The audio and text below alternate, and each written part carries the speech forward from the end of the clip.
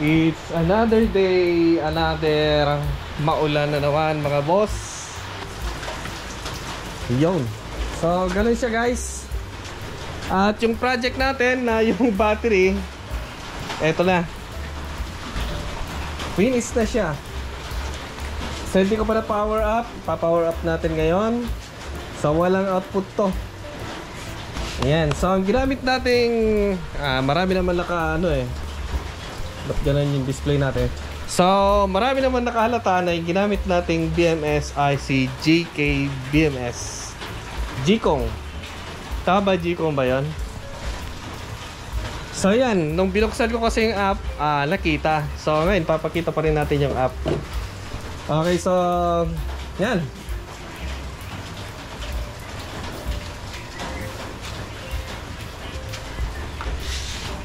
Ang ginawa ko kasi dito guys ay winelding ko dito.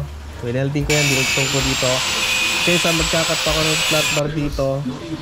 Ayan, talaga nung binuksan ko to, talagang nagkaroon siya ng expansion konti kasi nga na-press yan eh. So mahirap siyang binalik. Mabuti na ibalik. So isang buhatan siya ngayon, yan o. So ang problema na lang ngayon ay yung talagyan niya.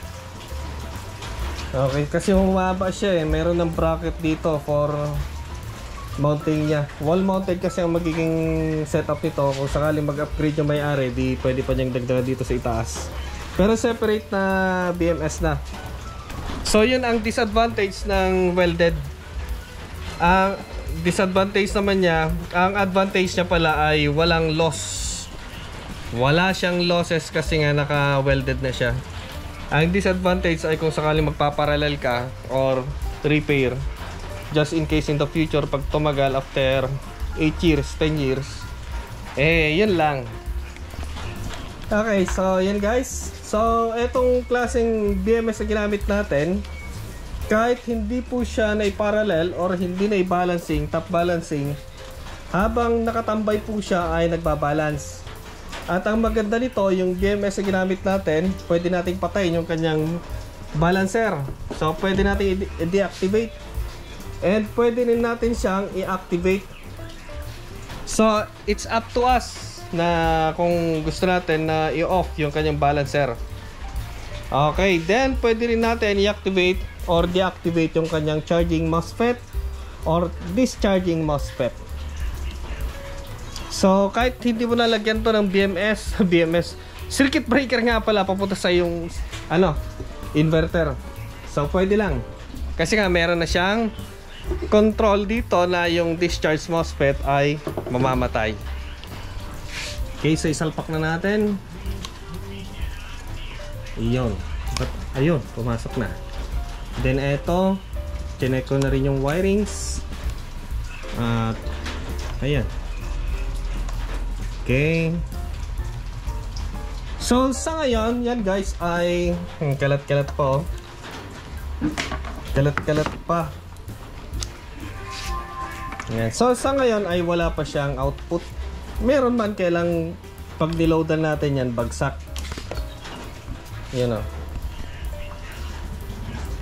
Meron yan 25 o 24.6. Pero kapag niloadan natin yan, babagsak to 0 yan. So pag check natin dito, malayo. Saan ba natin pwedeng isuksok to? So dito na lang. Di pa kasi tumubo yung isang kamay natin. Pumunta sa positive 26.5. So kapag dapat tinest natin dito sa BMS, output ng BMS dito dapat may 26.5. Pero ang na-check natin kasi nga naka-off pa yung BMS 24.3. So ibig sabihin naka-off pa rin yan. Okay, so konting patikim lang yan sa output niya. So ngayon to activate yung mga GK BMS Gkong, ewan yung ibang mga variant nila kung ganun din lang, pero dito kasi ganun. Okay, so gumamit akong flat bar dito. Ayan. Ang kapal ng flat bar, grabe. Ang hirap putulin. Buti na lang may grinder tayo. Ayan. So nandito yan in between. Then gumamit ako ng carbon fiber to place the output pin. Okay, so ngayon to activate the BMS ulit, punta lang natin sa resistance or sa diode mode. Okay, yung pula, susuksok natin dito sa negative ng battery. Then sa output ng BMS dito, wag sa positive. Yan, tutro. Ayan, so nakita nyo, narinig nyo, umaandar na siya, oh, nagbi-blink na siya. Ayan. Para siyang tinatamad na mag-blink. Okay, so ngayon yan ay meron na siyang output. Pati tester natin, tinatamad na rin. Pwede pa yan. 26.5 na siya. So ibig sabihin, active na siya. Parehas na yung reading dito. So kung hindi parehas yung reading dyan, 26.5, ibig sabihin may problema yung BMS. So as far as I concern, wow, ay okay na siya. So subukan natin, connect natin. So sa GK, connect na siya sa speaker.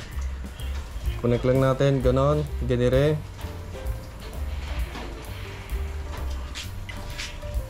Yan, tumutunog siya. Okay, so active na siya. Then active na rin yung kanyang balancer. Bawat galaw ko kasi sa ano natin, i-update natin para kahit paano yung mga nag-aabang sa atin ay updated palagi. So dito pwede nating i-on yung charge MOSFET, discharge MOSFET, din balance. Yan, balancer niya. So kahit hindi na tayo maglagay ng balancer, equalizer or whatsoever yan, ay mananatiling balance yung laman niya. So ayon sa ating kaibigan sa Facebook, sabi nila may mga gumagamit ng ganito at never pa nilang naranasan na imbalance yung battery nila. Ayan, so napakaganda raw ng JK. Naku naman, JK BMS, baka naman. Oops. So dito pwede natin i-manually control. So verify natin, password is 1234. Ayan, so pwede natin i-disarm yung kanyang charge. Magkaiba kasi yung kanilang discharge MOSFET or IGBT at yung kanyang charge MOSFET. So kahit active yung BMS mo at kung patay yung kanyang charging MOSFET, hindi siya magcha-charge. Ang naka-active lang sa kanya is charge. Discharge. Ano naman ba? Basta yung ganon. Kakalito. So ang password niya is 1234. Sa setting, bawat lipat kasi natin ay magko-communicate. So tutunog yung BMS. Eto, meron pa siyang quad dito eh. Parang saksakan ng communication cable dito. Ay papunta sa inverter kung sakasakali. Punta tayo dun sa status. Nagbabalance na naman siya today. So yan. And sa aking eto, hindi ko pa i-charge. So guys, i-update ko kayo. Hindi ko siya i-charge. Nakita nyo naman, iba pa rin yung kumbaga tawag yung SOC ng isang battery. Sandali nga, i-check natin. Magkaiba yung SOC nila. Then pag i-update ko ulit kayo, tingnan natin kung nagbago yung kanilang, nagpares na siya. 13.3, konti lang naman yan. And 13.2. Ayan. So sa ibang mga video ko, i-update ko kayo kung hindi ko na siya i-charge for the record. Ayan. Okay, so ayan guys, supported yung BMS natin up to 24S. Okay, ewan ko anong klaseng battery yan. High voltage na yan, sigurado.